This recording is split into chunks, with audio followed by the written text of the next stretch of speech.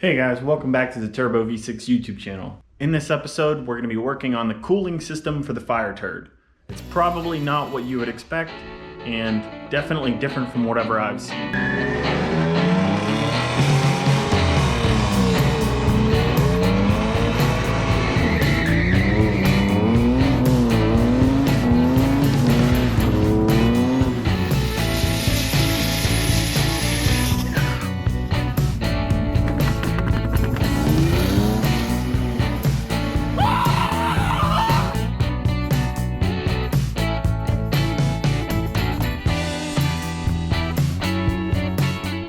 So here it is.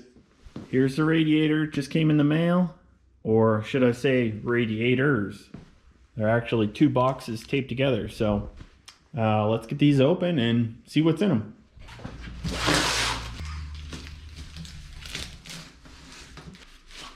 There we go. Two radiators. Just some JB weld in the middle and bam, it's one radiator. No, not really. Oh, looks like it's actually packaged pretty good. So unless you can't tell what this is a radiator for a Honda. But why? So it's basically a half radiator for about 2 inches thick. Pretty decent cooling, and the FireTURD is going to have two of them. So a couple things that I went for were one with a shroud and a fan already included. I didn't want to mess around with building a shroud and a fan and buying a fan when they already offer them with them already built specifically for this radiator. I wasn't able to get the transmission cooler internally, but it seems like all these radiators are pretty much identical, so the fan should unbolt and bolt on to a different radiator if I find the need for wanting to put an oil cooler, inside. And I can always add an oil cooler to the front side of the radiator if I want. But another thing was I wanted one of these metal drain plugs, and I wanted one that had like an extra thick core. So this is somewhere around 2 inches thick, and there's definitely 3 rows of cores. I'm not sure you'll be able to see. I don't know, maybe you can see 2 of the cores, but there are 3 of them down in there. What else? See what else it comes with. Oh, I think it actually comes with wiring, which I probably won't use. I think it comes with, comes with a relay, a fuse. Oh yeah, temp sensor. Yeah, I probably won't use this. I really just don't trust it. I'd rather use OEM grade components and wire. The relay might come in handy for a backup though. I'm going to be able to use the ECU to control both of these fans. Yeah, so somewhere around there is where I'm wanting to put it. Biggest thing will be to try and figure out exactly how I'm going to mount it. I have an idea. I have some materials already. Just got to go pick some more stuff up and we'll be able to start mocking it up. All right, well, sadly I had to take a couple days off because my parts for the radiator mounting have not come in yet. I'm just still waiting on those, so I actually ordered another set. Hopefully these ones won't get lost in the mail and we can get back to mounting the radiators. But for the time being, I'm going to switch to jump into mounting the turbo. I'm excited, so let's get this box opened and let's look at the turbo we're dealing with. All right, there it is. She's a big one.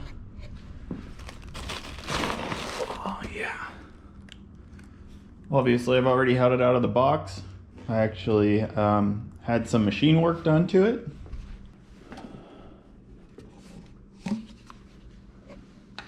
Shiny.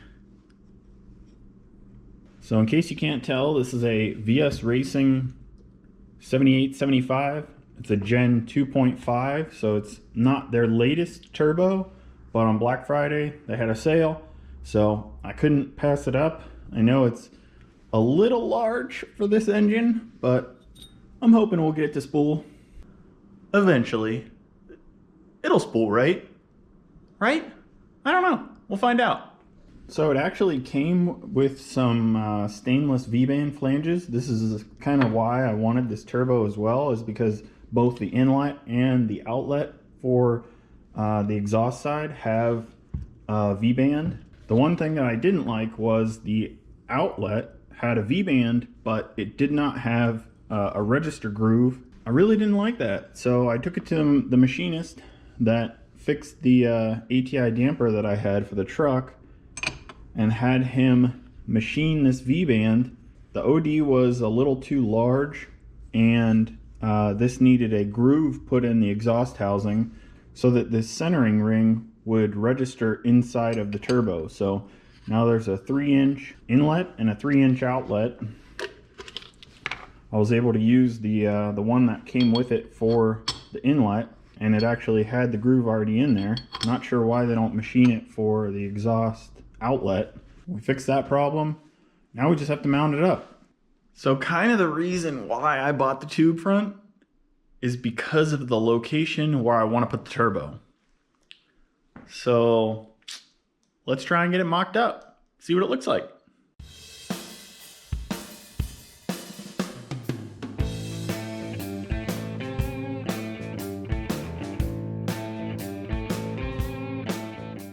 All right, well, there it is. I'm not sure exactly about the height, but that's generally where I want it to be. And yeah, basically now just have to mount it, build the exhaust, you know, the easy stuff. I've gotten this far. I think I can manage. You can do it! So let's grab a couple of the other parts that I bought to be able to install this massive turbo, and then maybe we'll jump in to actually get it mounted. In mystery box number 1, well, not really mystery, but Motion Raceworks, best of the best right here. Got ourselves a nice Maven Performance. Ooh, we'll have to check out that. And another one in here, look at this. 46mm wastegate flange. Hopefully my welds won't crack on the wastegate because of this little awesome part. So talking about wastegates, here's the one I bought, and yeah, it's a cheapo. Bought off of Amazon. Got this 50mm DNA, I believe, 2-inch inlet and outlet, so it's going to fit pretty much perfect with the Motion Raceworks wastegate flange. That's how we're going to mount this guy. And this is how we're going to mount the turbo. They packaged this sucker extremely well for basically just a chunk of steel. There we are. Nice Maven turbo mount. O-ring seal. So we won't have to worry about oil leaks. And that heavy VS Racing turbo isn't just going to hang off the exhaust. I'm going to mount it to basically this tube front, so I don't have to worry about all this heavy, you know, exhaust, because the exhaust side of this thing is extremely heavy. Hopefully that little 3.8 liter can spool that big boy up, but we will find out. And if I really have a really difficult time spooling it, yeah, maybe I'll just add 2 more cylinders. I don't know. Nothing is impossible! So because I don't have a tubing bender, I kind of cheated, even though I think it's a pretty good idea. Well, I just bought a 1-inch drive shaft loop. So I'm hoping I'll just be able to cut it in half and support it, you know, basically to this front tube. Should fit pretty nice. And obviously with my radiator placement being over there and over there, I won't have anything blocking the turbo inlet. First thing first, let's fit the front bumper back up and see how this thing's gonna fit with the bumper around it.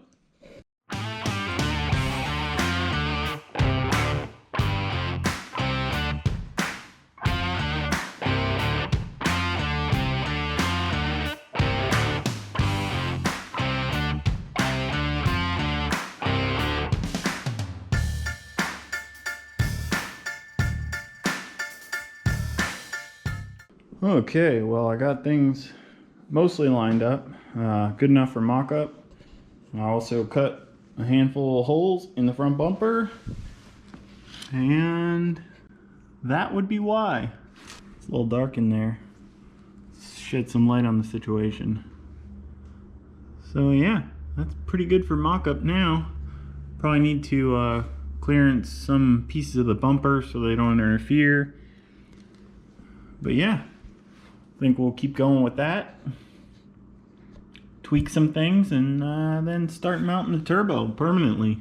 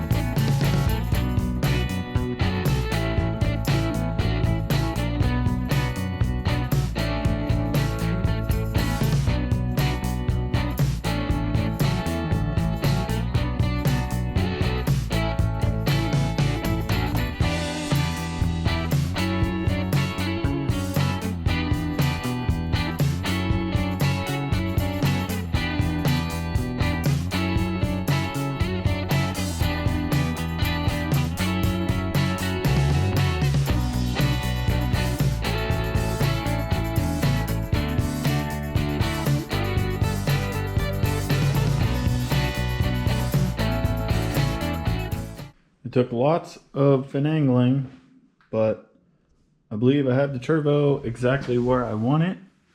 I started working on shaping the tubing that will go from the turbo mount to that crossbar. So now I just need to kind of cope these and get everything to line up. And then I'll tack it in place. And then I'll be able to pull the front bumper off and then be able to weld everything up without everything in my way. So let's try and get this thing mocked up and get it tacked in place.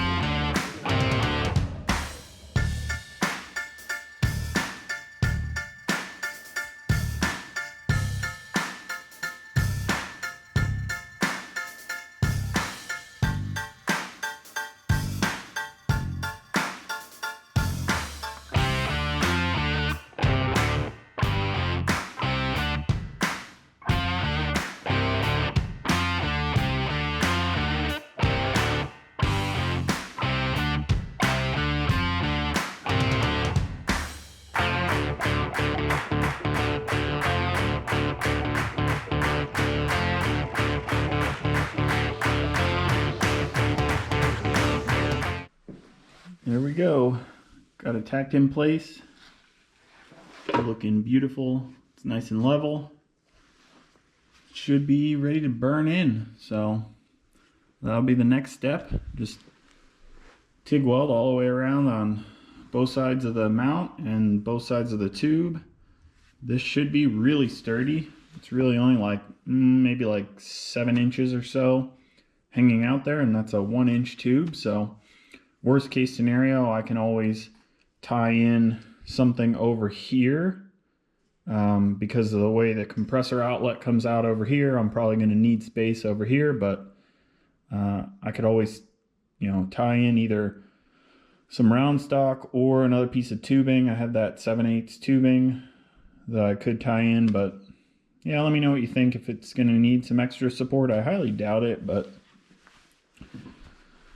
And I think I left enough room in there to upgrade in the future. I'm not really positive exactly how large of turbo I'm going to need if I LS swap this thing, but hopefully that won't need to happen. Hopefully this thing does just fine with this turbo and we'll be good to go, making lots of power. So I think that's it for tonight. I'm going to head inside and clean up, and we'll come back at it tomorrow.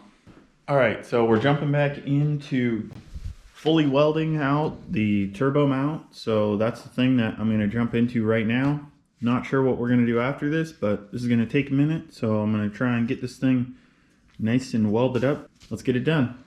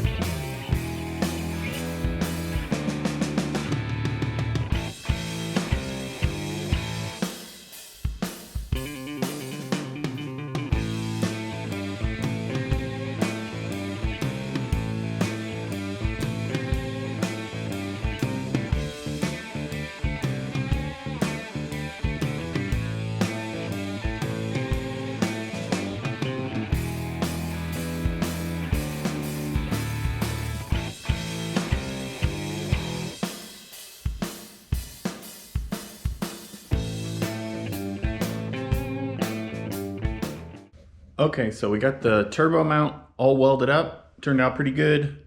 Definitely still need to work on my welding. Even though it doesn't look the prettiest, I know it's gonna work. I could basically stand on this turbo mount and it barely moves at all. It's actually like flexing the tube that goes across the tube front. So my weight is way more than this turbo weighs. So I think it's gonna wind up working out pretty good. So there you can see it's nice and centered. Yeah, I think it's gonna work out really well.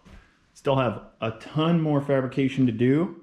Going to be getting in the last few parts I need to mount the radiators tomorrow. So we'll probably jump back on that in the next video, but I'm gonna go in and get this edited up. Thanks for tuning in. Make sure to like, subscribe, and hit that notification bell, and we'll see you next time. Later.